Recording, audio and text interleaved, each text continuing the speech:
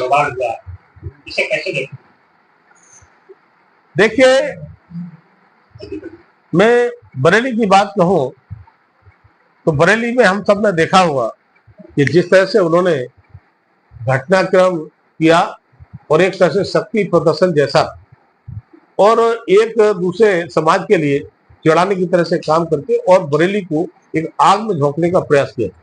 लेकिन ये भूल गए, ये सरकार, ये सपा की सरकार नहीं है, ये सरकार भारतीय जनता पार्टी की सरकार है और योगी जी के नेतृत्व में चलने वाली सरकार।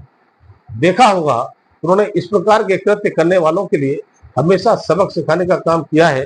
तो मुझे लगता है कि मैं योगी जी को धन्यवाद देना चाहता हूं कि बरेली को उन्होंने जलने से बचाया है और ऐसे लोगों के लिए ठीक करने का काम किया है जिनके मंसूबे ठीक नहीं थे और अभी केवल ठीक ही नहीं हुए हैं, इनको शायद अभी ठीक और होना पड़ेगा।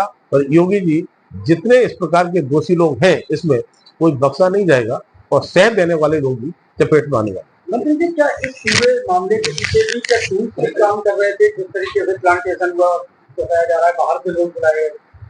देखिए, ये कोई नई बात नहीं।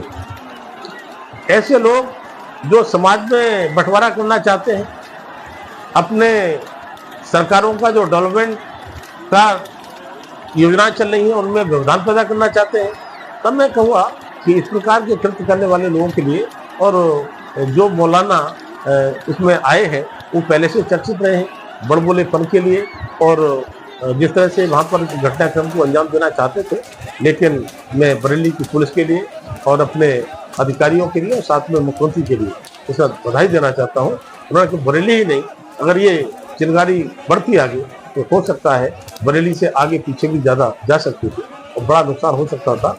लेकिन ऐसे लोग जो सद्भाव की बजाय कुछ बिगाड़ने का काम करते हैं, मुझे लगता है कि उनके लिए सबक जो सिखाने का काम हो रहा है इसी प्रकार का होना चाहिए। और योगी जी ने कहा भी है कि इस प्रकार का कृत्य करने वाले लोग शायद न पता नहीं है, उनका जहन्नम का टिकट भी काटा जा सकता है और आवश्यकता पड़ेगी जो क्योंकि सेपरा सलार है और सह देने वाले लोग हैं। जो छंगुर बाबा का हाल हुआ है वही हाल हमारे मुख्यमंत्री ने कहा है कि होगा। तो मुझे लगता है कि शायद समझ गए होंगे। अब वो बरेली या आसपास के लोगों में हिम्मत नहीं है कि बरेली में आकर के माहौल खराब करने का। ये पश्चिम का एरिया क्या निशाने पे है? बार बार कहीं कोशिश होती है, कहीं संभल से, कभी मुजफ्फरनगर से, तो कभी बरेली। देखिए, मुझे लगता है जहाँ पर एक समाज की आबादी ज्यादा होती वहीं पर ये सारी चीजें होती। संभल की चीजों को आपने देखा हुआ, मुरादाबाद में देखा हुआ। लेकिन हमारा, मैं कहूँगा कि हिंदू समाज के लिए वो इतना ज्यादा दयालु समाज है कि वहाँ किसी की भी कितनी भी कम आबादी हो लेकिन वहाँ किसी प्रकार का संकट नहीं होता।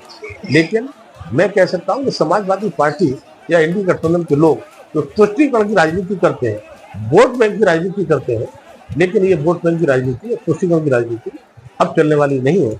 हमारी पार्टी का, हमारी सरकारों का स्पष्ट मत है, न्याय सबको लेकिन तुष्टीकरण किसी का।